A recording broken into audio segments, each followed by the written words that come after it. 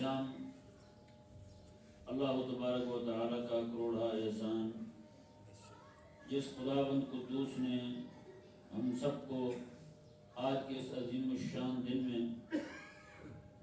اور وہ بھی جمعۃ المبارک سنت سہاگا کہ رمضان المبارک کا جمعہ ہے۔ اللہ کے کائنات نے ہمیں نصیب فرمایا، مالک عز و جل کی بارگاہ میں التجا ہے مولا تعالیٰ ایسے ڈھیروں جمعات ہمیں دیکھنے نصیب فرمائے آمین، اور رمضان المبارک کا ادب کرنے کی توفیق عطا فرمائے۔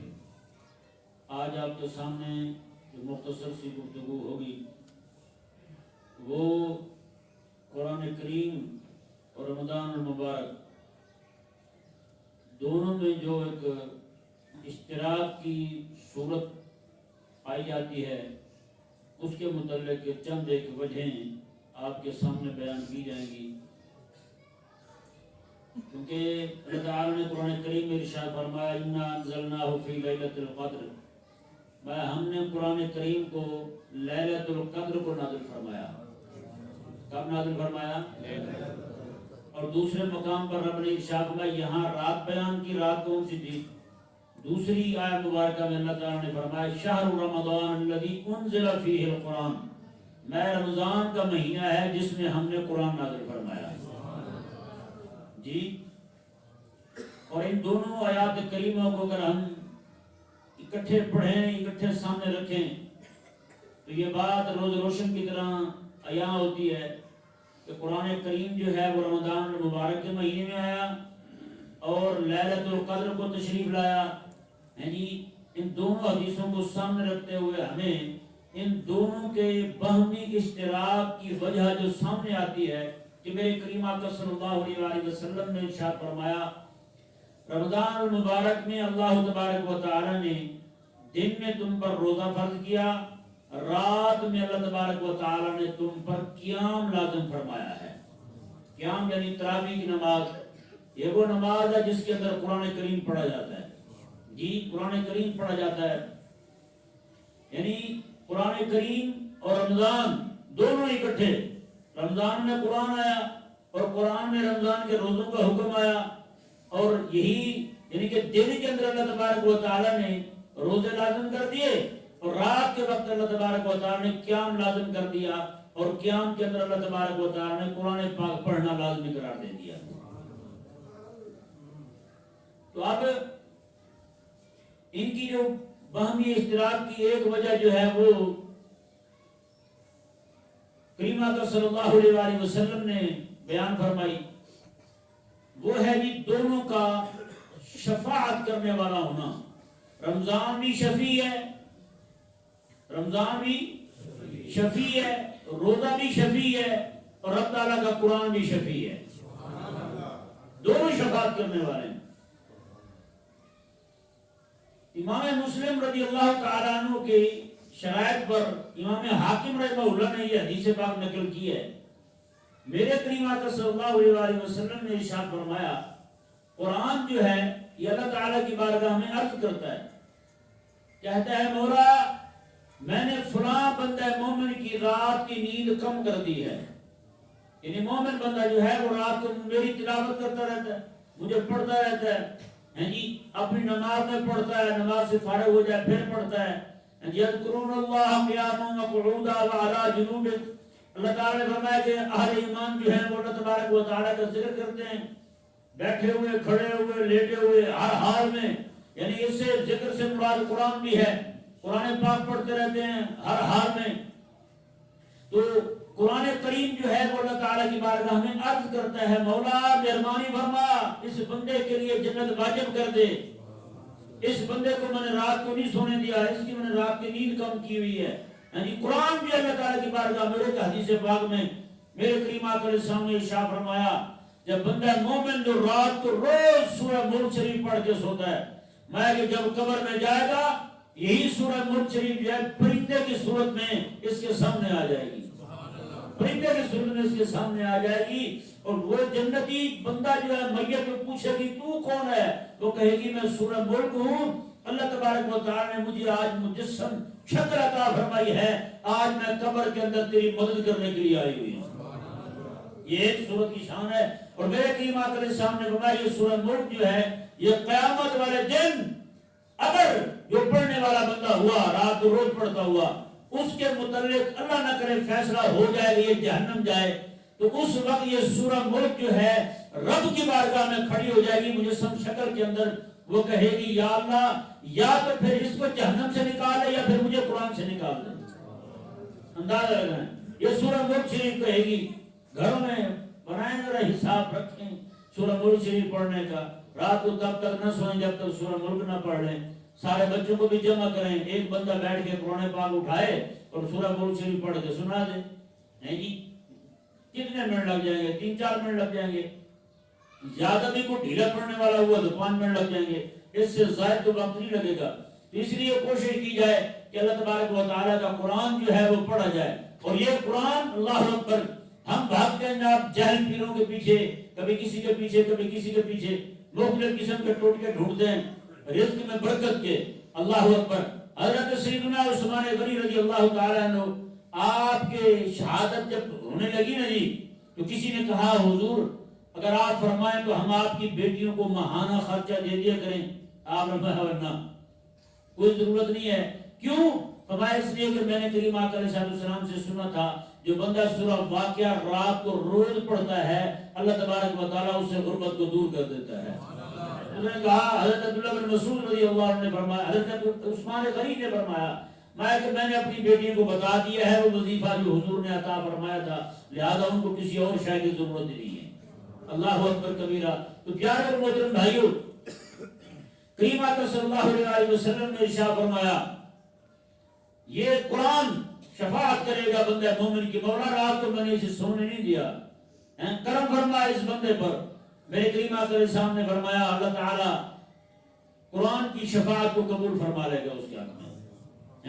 اور اسی حدیث کے اگلے الفاظ دیکھیں، میرے کریم آقا علیہ السلام نے ارشاد فرمایا کہ روزہ رمضان یا رمضان یہ اللہ کی بارگاہ میں عرض کرتا ہے، رمضان المبارک کا مہینہ اللہ کی بارگاہ میں عرض کرتا ہے یا اللہ عز و جل فلاں بندہ جو ہے تیرا ماننے والا، تیری توحید کا عقیدہ رکھنے والا، اس بندے کو میں نے پورا دن کچھ کھانے نہیں دیا، پورا دن میں نے اس کو پینے نہیں دیا، مولا میں نے اس کو کھانے پینے سے دور رکھا ہے، مولا مہربانی فرما میری شفاعت قبول کر اس کو جنت عطا فرما دے۔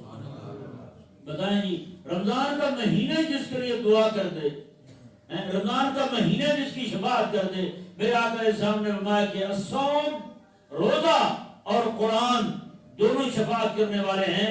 اس حدیث پاک میں دونوں کی شفاعت کو میرے کریم آقا صلی اللہ علیہ وسلم نے اکٹھے بیان فرما دیا ہے کہ قرآن بھی شفیع ہے اور رمضان بھی شفیع ہے۔ اللہ تبارک و تعالی جو ہے قرآن کی بھی مانے گا اور اپنے رمضان مبارک کی بھی مانے گا، یعنی دونوں کی مانے گا، اور بندے مومن کو اللہ تبارک و تعالی جو ہے وہ جنت عطا فرمائے گا۔ اب دوسری وجہ مشترک جو ہے ان دونوں میں، رمضان میں اور قرآن میں، وہ کیا ہے جی؟ دونوں میں وہ کیا ہے؟ وہ ہے تقوی۔ کیا ہے؟ تقوی ہے جی۔ اللہ تبارک و تعالی نے قرآن میں ارشاد فرمایا یا ایھا الذین آمنوا کتب علیکم الصیام کما کتب علی الذین من قبلکم لعلکم تتقون۔ فرمایا کہ ایمان والو ہم نے تم پر روزے لازم کیے ہیں اسی طرح جیسے ہم نے پہلے لوگوں پر روزے لازم کیے تھے۔ پہلے لوگوں پر بھی روزے لازم تھے، تم پر بھی روزے فرض ہیں۔ اللہ تعالیٰ نے ارشاد فرمایا کیوں فرض کیے ہیں؟ آگے اللہ تعالیٰ نے وجہ بھی بیان فرما دی، میں اس کا نفع تمہیں ہی ہے، تمہیں بھوکا رکھنے کا نفع خالق کو نہیں ہے، بھوکا رہوگے تم فائدہ تمہارا ہے۔ اللہ تبارک و تعالیٰ نے لعلکم تتقون، تاکہ تم پرہیزگار بن جاؤ، تم میں تقوی آ جائے، طہارت آ جائے، ہے نہیں؟ یہ ذہن رہے ہم عوام جو ہے نا، ہمارا روزہ ہوتے صرف کھانے پینے سے رکنا ہے، بس ہم کہتے ہیں کھانے پینے سے رکنا جو ہے نا یہی روزہ ہے، اس کے علاوہ کوئی روزہ نہیں ہے۔ نہ بھائی نہ، صرف یہی نہیں ہے تقوی کا معنی کہ کھانا پینا چھوڑ دے، کھانا پینا تو ویسے بھی عام دنوں میں چھوڑ دیتے ہیں، صرف یہی نہیں بھائی، کھانا پینا بھی چھوڑے، جی باقی جتنے حرام کام کرتا ہے وہ بھی چھوڑے، چوری چھوڑے، غیبت چھوڑے، جی بد نگاہی کرتا ہے وہ چھوڑے، اور بھی کتنے کام کرتا ہے وہ سارے کے سارے چھوڑے گا تو روزے کی روح جو ہے اسے حاصل ہوگی، روزے کے اندر روحانیت پیدا ہوگی، روزے کے اندر اللہ تبارک و تعالی نے جو چاشنی رکھی ہے اسے تب بھی محسوس ہونی ہے جب بندہ روزے کے آداب کا بھی خیال رکھے. نہیں سمجھ آیا؟ صرف کھانے پینے سے رکا رہے بندہ اس سے تو کوئی نفع نہیں ہونے والا, کوئی نفع نہیں ہونے والا. اس طرح تو کھانے پینے سے ہندو بھی رکتے ہیں جی, ہندو بھی رکتے ہیں کھانے پینے سے, نصرانی بھی روزے رکھتے ہیں اپنے حساب سے, یہودی بھی روزے رکھتے ہیں اپنے حساب سے. تو پھر صرف کھانے پینے سے رکے تو کھانے پینے سے رکے رہتے ہیں. تو پھر ہمارے روزے میں ان کے روزے میں فرق کیا رہ گیا بھائی؟ تو اللہ تبارک و تعالی نے لعلکم تتقون, تاکہ تم پرہیزگار بن جاؤ. یہ نہیں کہ بعد میں پوچھا جائے ہاں بھائی رمضان شریف میں کیا مزہ آیا, وہ کبھی افطاری کا بہت مزہ آیا تھا, اخیری افطاری کا. اور آپ بھی یہ دیکھ سکتے ہیں, خود غور کریں, کہیں پہ افطاری رکھ دیں, 200 بندے کو بلا لیں, 200 بندہ روزے والا بیٹھا ہوگا, جب نماز شروع ہوگی مغرب کی 50 بھی نہیں بچیں گے. اس کا مطلب کیا ہے؟ 200 بندے کا روزہ افطار والا روزہ تھا, نماز والا روزہ کہاں گیا؟ نماز پڑھنے کے لیے 50 بندے بھی نہیں بچے, روزہ کھولنے والے 200 بندے تھے. تو اس کا پھر روزہ کیا رکھا یار ہم نے, بتائیں. یہ کئی سارے پھر حد حرام ہوتے ہیں جو عموماً افطار پارٹیوں میں ایسے لوگ جمع ہوتے ہیں جن میں صرف روزہ اسی وقت رکھتے ہیں ان کے سامنے, اسی وقت کھول لیتے ہیں, وہی ان کی سحری ہوتی ہے, وہی ان کی افطاری ہوتی ہے. انہی کی روٹی سے سحری کر رہے ہیں, انہی کی روٹی سے افطار کر رہے ہیں, باقی پورا دن کوئی روزہ نہیں ہوتا ان کا. بتائیں, اللہ ماشاءاللہ لوگ ہوتے بھی ہیں روزے والے لیکن کم ہوتے ہیں. اگر روزے والا بندہ روزہ رکھے ہوئے ہو تو کیا خیال ہے؟ ایسا ہو سکتا ہے کہ رب تبارک و تعالیٰ اسے نماز کا بھی حکم دے, روزے کا بھی حکم دے, اللہ تبارک و تعالیٰ کا ایک حکم مان لے, دوسرا اسی وقت ہی چھوڑ کے کھڑا ہو جائے. ایسا تو نہیں نہ ہوتا. تو اس لیے ہمیں چاہیے کہ ہم افطار والے نہ بنیں. جیسے رمضان مبارک کا مہینہ آتا ہے نا, کئی حافظ جو پورا سال داڑھی منڈواتے رہتے ہیں, رمضان کا مہینہ آ جائے گا تو مہینہ شعبان کے مہینے کے آخر میں داڑھی بڑھانی شروع کر دیں گے, داڑھی بڑھانی شروع کر دیں گے. لوگوں کو پتہ چلے جناب بھائی صاحب نے اب توبہ کر لی ہے, اب نماز داڑھی رکھ لی ہے, اب تو ان کو حافظوں کی زبانوں میں کہتے ہیں فصلی بٹیرے. کیا کہتے ہیں ان کو؟ فصلی بٹیرے. اب یہ نہ ہو کہ بندہ روزے دار ہو, یہ نہ ہو کہ افطاری بٹیرا ہو بندہ, نہیں افطار کھایا اور غائب ہو گیا, نماز ہی نہیں پڑھی. تو نہ بھائی نہ, اس سے کوئی روزے میں کیا روحانیت پیدا ہونی والا بتائیں یار. نماز ہی نہ پڑھے بندہ. اللہ اکبر. میرے کریم آقا صلی اللہ علیہ وسلم نے ارشاد فرمایا, ہاں فرمایا رب تبارک و تعالی لعلکم تتقون, تاکہ تم میں پرہیزگاری آ جائے. کیا آ جائے؟ پرہیزگاری آ جائے. تو رمضان کا مہینہ جو ہے اس کے آداب پر خیال رکھنا بڑا ضروری ہے. جیسے قرآن کریم کی تلاوت کے آداب ہیں نا, اسی طرح رمضان المبارک کے بھی آداب ہیں بھائی, روزے کے بھی آداب ہیں. اگر ہم نے روزہ رکھ لیا ایسے سرسری طور پر ٹھیک ہے بھائی, یعنی کھانے پینے سے روک گیا, باقی سارے کام چل رہے ہیں, یعنی چوری چل رہی, ٹھگی چل رہی ہے, لوگوں کو لٹنا چل رہا ہے, باقی سارے معاملات چل رہے ہیں, تو پھر روزہ کس چیز کا رکھا ہے بھائی؟ روزہ دار بندہ جو ہے نا, اگر وہ حرام کھانے سے باز نہیں آ رہا تو پھر روزہ کس چیز کا بھائی؟ جیسے علماء بیان کرتے ہیں کہ کریم آقا صلی اللہ علیہ وسلم کی بارگاہ میں ایک بندہ آیا, اس نے کہا جی روزہ رکھا ہوا ہے جو لڑکیوں نے, تو اس طرح کر کے ان کی افطاری کا سامان لینے آیا تھا. مکمل جو ہے بات سے بات جو سمجھانا مقصود ہے وہ آپ کے سامنے رکھتا ہوں. کریم آقا علیہ السلام کی بارگاہ میں آیا تو فرمایا کہ جاؤ اسے انہیں کو کہو اپنے حلق میں انگلی ڈالیں. حلق میں انگلی ڈالی, حضور نے کہا وہ سارا دن کھاتی پیتی رہی, گوشت کھایا انہوں نے تو کچھ نہیں کھایا. حلق میں انگلی ڈالی تو باقی گوشت آیا باہر کیا ہی. تو پوچھا گیا کہ کیا ہوا؟ آقا علیہ السلام نے کہا کہ وہ سارا دن لوگوں کی غیبتیں کرتی رہی, غیبتیں کرتی رہی ہیں سارا دن. آپ بتائیں نا, بندہ جب وہ غیبت کرتے رہتی ہے تو کھانا پینا ہو گیا بندے کا, مزید کیا روزہ رکھنا ہے اس نے؟ بولا بتائیں. تو روزے کو جب تک اس کے اندر اس کی آداب پر خیال نہیں رکھا جائے گا تب تک اس میں روحانیت پیدا ہونے والی نہیں. تقوی تبھی پیدا ہوگا. بندہ پرہیزگاری اختیار کر لے, سارے کام چھوڑ دے, چھوڑنے والی تو اسے روزے کے فوائد حاصل ہونے, باقی سارے کام کرتا رہے, معاملات سارے نمٹاتا رہے, اور کہے کہ میں تو روزے سے پھرتا ہوں, صرف کھانا پینا چھوڑ دے. یہ روزہ جو ہے یہ صرف عامت الناس کا ہے. باقی جو اللہ تبارک و تعالیٰ نے جو روزہ فرض کیا ہے یہ وہ والا روزہ نہیں ہے بھائی. اب دیکھیں جی, جس طرح رمضان جو ہے یہ تقوی پیدا کرتا ہے بندے میں, اسی طرح رب تبارک و تعالیٰ کا جو قرآن ہے وہ بھی تقوی پیدا کرتا ہے بندے میں. قرآن بھی تقویٰ پیدا کرتا ہے. اللہ تبارک و تعالیٰ نے سورہ بقرہ شریف میں ارشاد فرمایا میں کہ ذالک الکتاب لا ریب فیہ، میں یہ وہ کتاب ہے جس کے اندر کسی قسم کے شک کی کوئی گنجائش ہی نہیں ہے. آگے فرمایا اللہ تبارک و تعالیٰ نے ھدی للمتقین، یہ قرآن جو ہے یہ پرہیزگاروں کو ہدایت دینے والا ہے. کن کو ہدایت دینے والا ہے؟ پرہیزگاروں کو ہدایت دینے والا ہے. اب یہ بات آپ کی سمجھ میں آ گئی ہوگی، دونوں میں رمضان میں اور قرآن میں وجہ مشترک جو ہے وہ تقویٰ بھی ہے. کیا ہے؟ تقویٰ ہے. قرآن بھی یہی چاہتا ہے کہ مومن پرہیزگار بن جائے، اور رب تبارک و تعالیٰ کا رمضان المبارک کا مہینہ بھی یہی چاہتا ہے کہ بندہ مومن جو ہے وہ پرہیزگار بن جائے، بندہ مومن بھی پرہیزگار بن جائے، دونوں میں تقویٰ آ جائے. جی قرآن بھی یہی چاہتا ہے.